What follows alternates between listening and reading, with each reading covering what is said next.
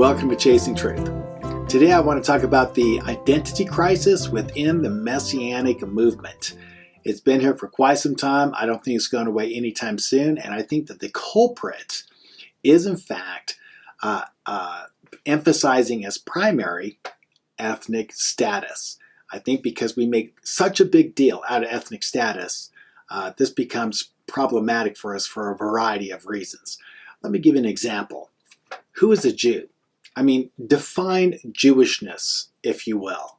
The state of Israel, ever since they became a state, has been arguing with themselves, and this internal dialogue has been raging from the beginning in terms of defining who is a Jew. There are no easy answers to this. It's as problematic today as it's been for years. So who is a Jew and who is a Gentile? I want to state this very, very clearly. Israel has already stated this as well, but ethnicity is not determined by DNA tests. You can take a gene test and find some Jewish ancestry in terms of genetic material, but that doesn't make you Jewish. That's not part of the definition of ethnicity or Jewishness, if you will. In fact, it's Jewish law that determines the definition of Jewishness.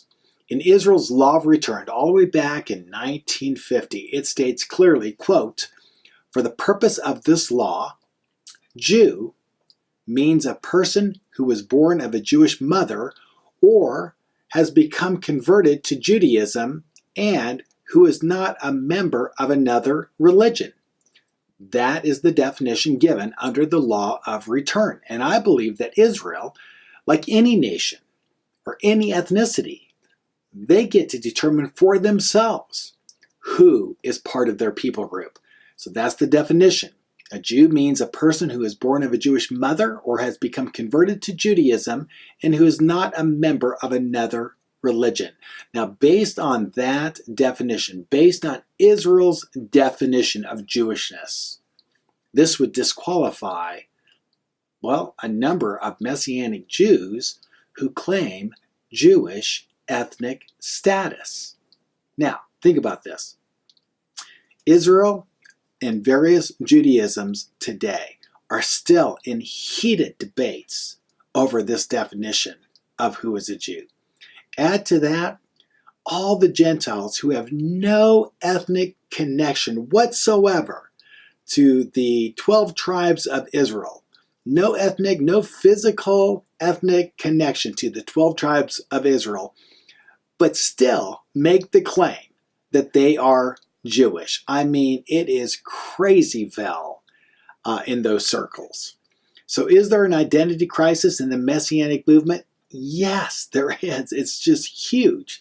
Everyone is claiming to be Jewish, but only a few can legitimately make that claim based on the legal definition, the Jewish definition of who is a Jew, according to the Law of Return in the nation of Israel. Now, many Gentiles are claiming to be physical descendants of the 10 lost tribes of Israel, with no evidence whatsoever, further complicating and creating division within this movement. So, what is the answer to this identity crisis? I think one of the ways to address it is to move ethnic status to a secondary role and issue within this movement. Not a primary one, secondary. In other words, ethnic identity is important, but it's not primary. Now, let me talk about myself. On my father's side, I go back to the crypto-Jewish ancestors. My ancestors in Spain 500 years ago have cryptic Jewish heritage. And this goes all the way back to Spain itself, the Inquisition, but that does not make me Jewish. That does not qualify me to make a claim to Jewishness. On my mother's side, well, our families go back to the Lords of Scotland, but that doesn't make me a lord. But if you insist on me calling you a rabbi, I think on that same basis, I'm going to have to insist that you address me as Lord McClellan. Okay, well, I'm just joking, but maybe you get the point. No, ethnic status is not primary in being saved because it cannot save anyone. Therefore, ethnic status should not be primary in this movement. It's covenant status that should be emphasized. It's covenant status that is primary because it's covenant status that saves us.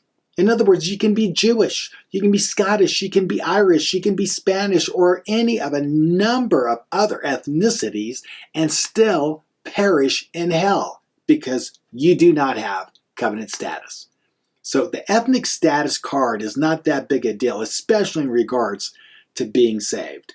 So we, in the Harvest, we do not emphasize ethnic status as primary. It's important, but it's not primary. What we emphasize is covenant status. I think this is part of the answer to solving the identity crisis within our movement. If you are Jewish, great. If you're a Gentile, great. Now for the bigger question. Have you embraced Yeshua alone as your Lord and Savior? If so, keep the commandments of God as your new expression of covenant status. As Paul says, in regards to ethnic status in 1 Corinthians 7 and verse 19, circumcision, i.e. Jewish ethnic status, circumcision is nothing, and uncircumcision, Gentile ethnic status, is nothing. But what matters is the keeping of the commandments of God. Again, circumcision is nothing, and uncircumcision is nothing, but what matters is the keeping of the commandments of God. That's Paul's emphasis. I think emphasizing covenant status through faith in Yeshua and keeping God's commandments will bring the unity that we need in this movement. As the good book says, here's the perseverance of the saints who keep the commandments of God and their faith in Yeshua. Well, that's it. Thanks for joining me today on Chasing Truth, especially in this controversial matter. If you have a chance, please subscribe to this channel, comment below, and then check out all of our social media sites at graftedin.com.